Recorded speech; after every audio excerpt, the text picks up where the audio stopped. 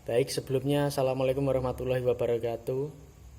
Assalatu wassalam wa ala umuri dunya wadin wa ala alihi wa sahbihi ajmain. Amma ba'd. Puji syukur kepada Allah Subhanahu wa taala di mana kita di tempat yang berbahagia ini dalam keadaan berkumpul dalam keadaan sehat, selamat, tidak kurang sedikit apapun, di mana kita harus mensyukuri nikmat yang Allah berikan hingga hari ini, seperti nikmat Islam, nikmat sempat, nikmat ihsan, kemudian nikmat udara, oksigen gratis yang diberikan Allah hingga detik ini. Sholawat serta salam tidak lupa kita curahkan kepada junjungan kita baginda Nabi Muhammad SAW, di mana kita tunggu-tunggu syafaatnya di yaumul kiamah nanti. Semoga kita dalam golongan orang-orang yang mendapat syafaatnya di yaumul kiamah nanti. Amin ya rabbal alamin. Di kesempatan kali ini saya ingin menyampaikan ceramah dengan tema kematian. Kematian merupakan perpisahan antara ruh dengan raga atau ruh dengan jasad. Kematian akan mengantarkan manusia ke kehidupan yang lebih abadi atau kehidupan yang sesungguhnya. Kematian juga akan memusnahkan segala nikmat yang manusia peroleh dan nikmat selama di dunia ini yang manusia rasakan. Hidup kita di dunia ini hanya sementara, tidak akan kekal abadi, karena kehidupan yang abadi ada setelah kehidupan ini. Kehidupan di dunia diumpamakan menjadi seorang perantau yang merantau ke suatu tempat, yang mencari bekal, mencari apa yang ingin dibawa pulang. Itu sama dengan manusia, diumpamakan seperti itu di hadapan Allah Subhanahu wa taala. Apa yang diperbuat di dunia, baik ataupun buruk, itulah yang nantinya akan dibawa ke hadapan Allah Subhanahu wa taala sebagai bekal. Semua makhluk yang bernyawa yang diciptakan Allah seperti manusia, jin, malaikat, hewan, dan setan akan mengalami kematian semuanya tanpa terkecuali. Seperti yang terdapat di dalam surat Al-Ankabut ayat 57, surat yang berbunyi, tiap-tiap yang bernyawa pasti akan merasakan mati. Kemudian hanya kepadanya, kepada Allah Subhanahu wa taala, mereka kembali, kamu akan kembali. Surat Al-Ankabut ayat 57. Surat tersebut memberi pemahaman kepada kita akan ruh dan raga yang akan berpisah. Walaupun kapan, tempat di mana, dan bagaimana kematian itu tiba, tidak pernah diketahui. Semuanya menjadi rahasia Allah Subhanahu wa taala. Semuanya menjadi ketetapan yang telah ditetapkan Allah, dan tidak ada satu makhluk hidup pun yang tahu selain dirinya atau selain Allah Subhanahu wa taala. Kemudian ceramah ini kematian itu juga mengingatkan kematian, obat, mengingat kematian adalah sebagai obat bagi kita. Kenapa bisa disebut sebagai obat? Karena mengingat kematian sama dengan mengingat proses roh kita naik ke atas langit atau ke atas, diterima atau tidak oleh Allah Subhanahu wa taala. Hal itu bisa menjadi obat bagi manusia yang mengalami banyak masalah atau problematika di dalam kehidupannya.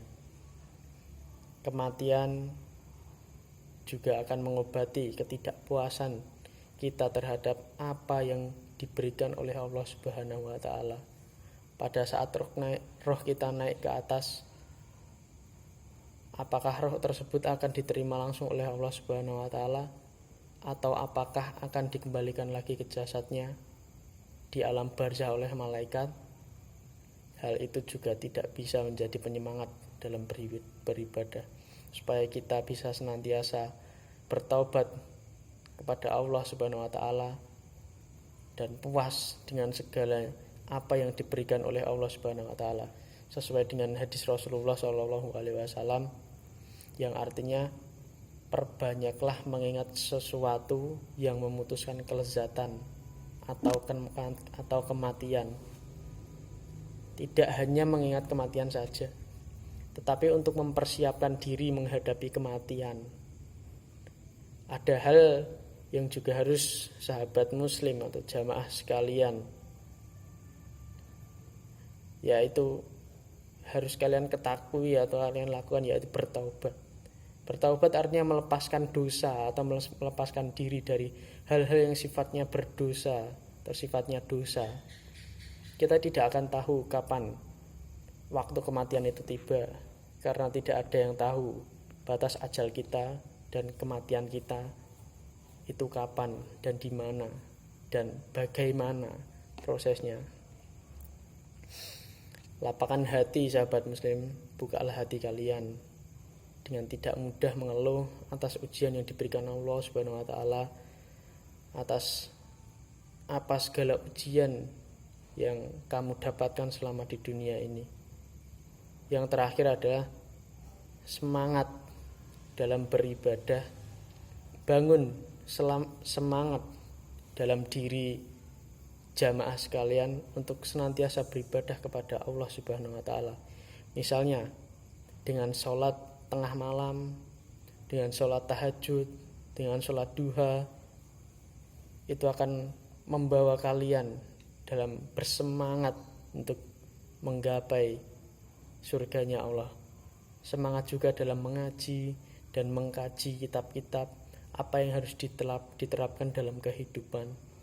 Persiapkan bekal terbaik dalam hidup untuk bertemu kepada Allah Subhanahu wa taala nanti, untuk kita bertemu ke hadapan Allah nanti. Apa yang akan kita bawa itu kita persiapkan.